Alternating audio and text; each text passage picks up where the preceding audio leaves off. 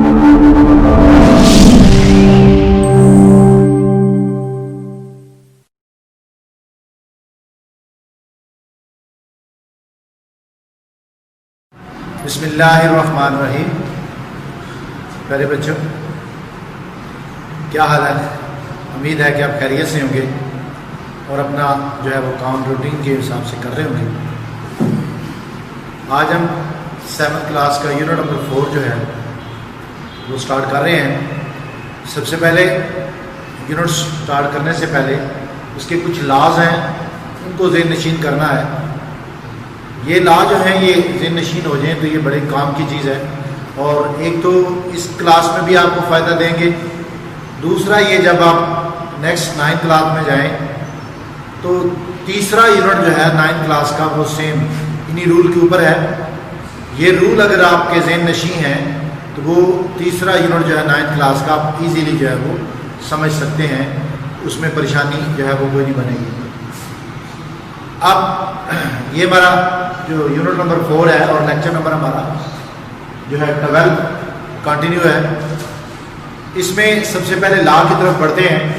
तो law number 1 है laws of exponent का लॉ जो है उसका 1, अगर उसके बेस सेम है, ये देखिए दोनों का बेस ये है, पावर डिफरेंट है, तो बेस सेम है, पावर डिफरेंट हो तो वो मल्टीप्लाई के लॉ में कानून प्रोडक्ट लॉ जो है उसमें क्या होता है कि बेस सेम होने की वजह से पावर आपस में प्लस होते हैं। नंबर 2, बेस डिफरेंट है और एक्सपोनेंट सेम है। बेस डिफरेंट है, एक्सपोनेंट सेम है, तो प्रोडक्ट लॉ में यानी मल्टीप्लाई के कानून में बेस आपस में मल्टीप्लाई करेंगे और एक्सपोनेंट वही रहेगा। जिस तरह बेस इधर वही था, सेम था, तो बेस वही रहा, और ये डिफरेंट थे एक्सपोनेंट, तो वो आपस में प्लस हो गए। यहाँ बेस आपस में डिफरेंट है तो मल्टीप्लाई करेंगे और एक्सपोनेंट जो है वो सेम एज इट इज रहेंगे। नेक्स्ट डिवाइड का प्रोडक्ट के बाद जो है वो नेक्स्ट डिवाइड का लॉ यानी कानून आता है। इसमें ख्याल ये करना है कि बेस अगर सेम है तो उसमें पावर जो होती है वो माइनस होती हैं, और डिवाइड ही के कानून में बेस अगर डिफरेंट है तो एक्सपोनेंट सेम है, तो बेस आपस में डिवाइड करेंगे और एक्सपोनेंट जो है वो सेम रहेगा। ये थे इसके कानून जिसकी बना पर हम आगे बढ़ेंगे, और ये पूरा यूनिट जो है इन्हीं के कानून की बना पर है। इस बच्चे को अच्छी तरह ये याद हो जाते हैं, वो इजीली जो आगे पूरा यूनिट जो है वो समझ पाता है। नेक्स्ट हम एक्सरसाइज की तरफ बढ़ते हैं। 4.1 एक्सरसाइज कहता है identify the exponent and base in each of the following. वो कहता है पहचान करिए कि बेस कौन सा और एक्सपोनेंट जो है वो कौन सा है। क्वेश्चन नंबर 1 यानी पार्ट 1 का 1 पार्ट -1 होल पावर 9। तो याद रखिए जो पावर होती है उसे एक्सपोनेंट के नाम से भी पुकारा जाता है, उसे ही हम एक्सपोनेंट कहते हैं। यानी पावर और एक्सपोनेंट एक ही चीज के नाम है। अब -1 जो है वो इसका बेस है। -1 क्या है? बेस है। अब इससे बढ़कर आगे चलते हैं। अगर सिंपल नंबर की बजाय हमारे पास फ्रैक्शन फॉर्म में कोई वैल्यू आ जाती है तो उसमें हमने क्या देखना है, क्या ऊपर वाला नंबर बेस है या नीचे वाला नंबर बेस है?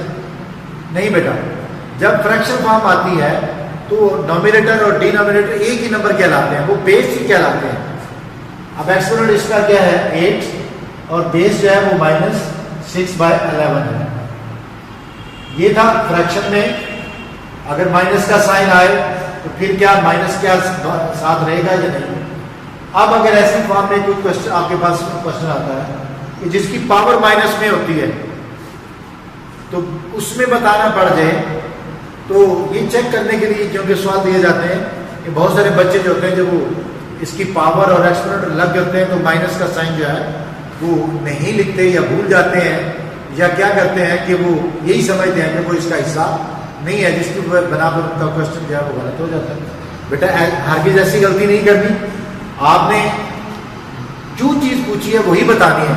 उसने यही पूछा कि बेस और एक्सपोनेंट बताएं, अब आपने सिर्फ वो अलग अलग करने हैं, साइन वगैरह जहां जिसके साथ है वो उधर ही रहेंगे, उनमें कोई तब्दीली नहीं आएगी। तो exponent minus mn base a होगा।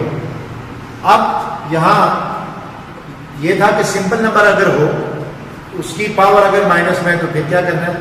अब नेक्स्ट क्वेश्चन जो है, अगर एक्सपोनेंट माइनस में हो और बेस उसका फ्रैक्शन फॉर्म में है तो फिर क्या करना है, फिर भी वही तरीकाकार है बेटा कि बेस हमेशा जो पावर को कहते हैं और सॉरी एक्सपोनेंट को कहते हैं, जो एक्सपोनेंट है वो हमारी पावर कहलाएगी और बेस जो है वो 11/30 वो बेस होगा। जिस तरह की इस फ्रैक्शन में आपने -6/11 जो है वो बेस लिखा था। ये था कि बेस एक्सपोनेंट को अलग अलग करना, कैटेगरीज में डिवाइड करना। अब क्वेश्चन नंबर 2 की तरफ बढ़ते हैं। वो कहता है एक्सप्रेस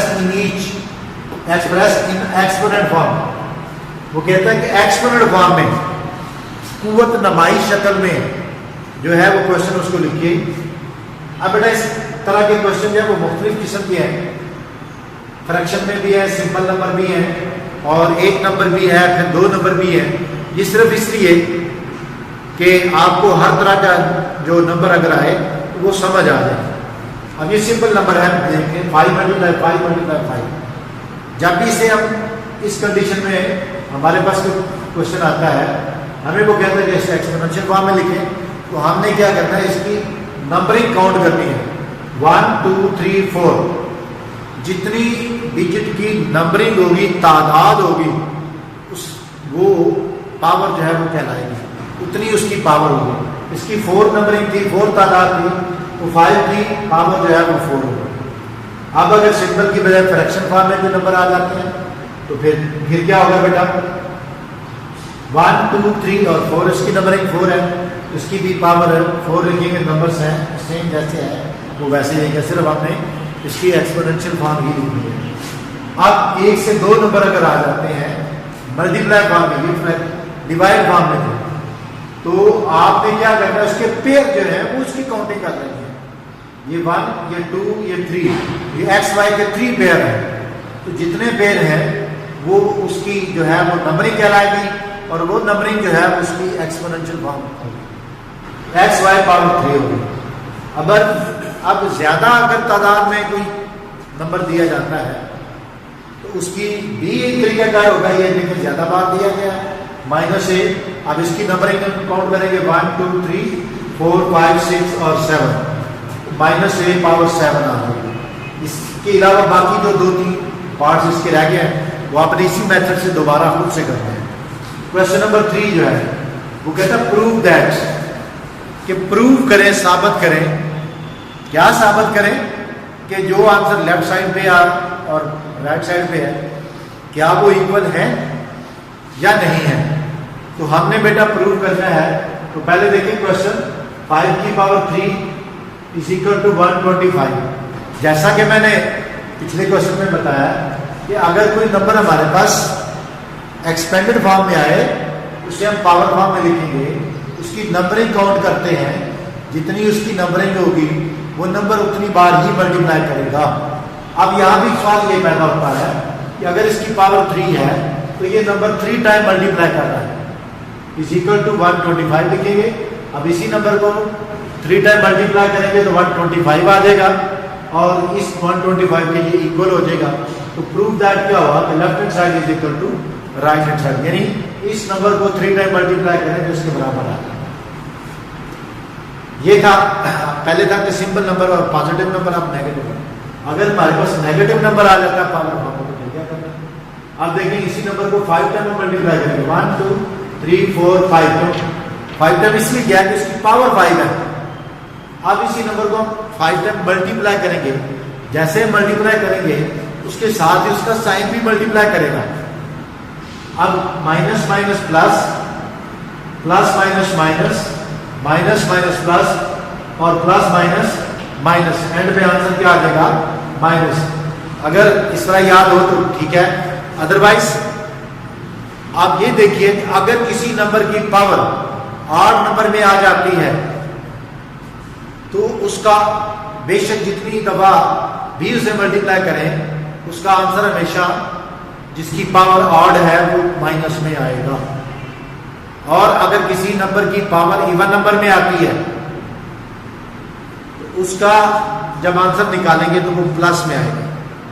इसकी वजह बेटा ये है कि जो इवन नंबर होते हैं उनके पेयर बन जाते हैं, जोड़े बन जाते हैं।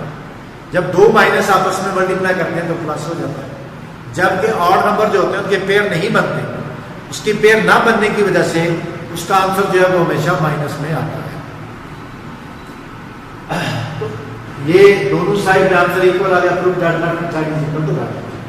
नेक्स्ट, अगर नंबर हमारे पास फ्रैक्शन फॉर्म में आ गया, पहले सिंपल था फिर माइनस में आया, फिर आप फ्रैक्शन फॉर्म में नंबर अगर आ जाए तो क्या तब्दीली आ गई? कोई तब्दीली नहीं, तरीका वही है बेटा कि -1/8 3 टाइम इसको हमने मल्टीप्लाई करना है और इस नंबर के हमने बराबर आंसर इसका लाना है।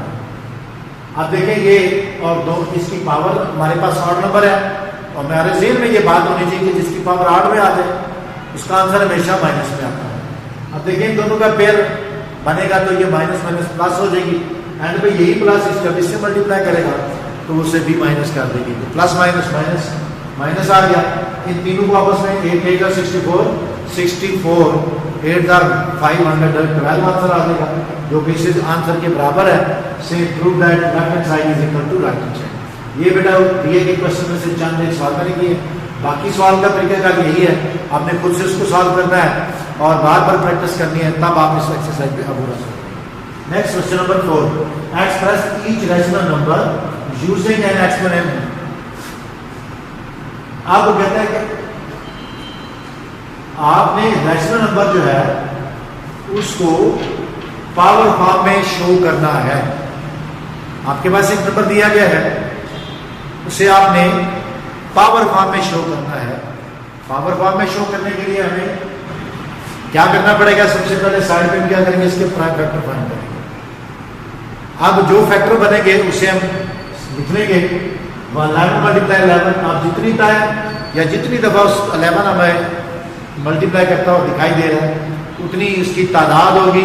जैसे हमने पहला सवाल किया था उसी तरह पे यहाँ इसकी पावर जो है वो लिखेंगे। तादाद इसकी 2 है तो इसकी पावर भी 2 होगी, तो ये एक्सपोनेंशियल फॉर्म में लिखा गया है। एक्सपोनेंट फॉर्म में -625।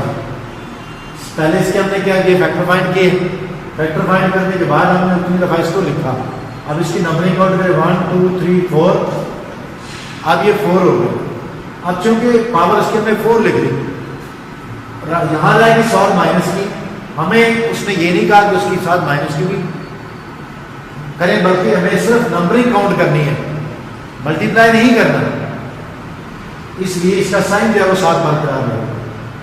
अब 1/343 ये बेटा एक नंबर है, ऊपर भी एक नंबर है और नीचे वाला भी नंबर है।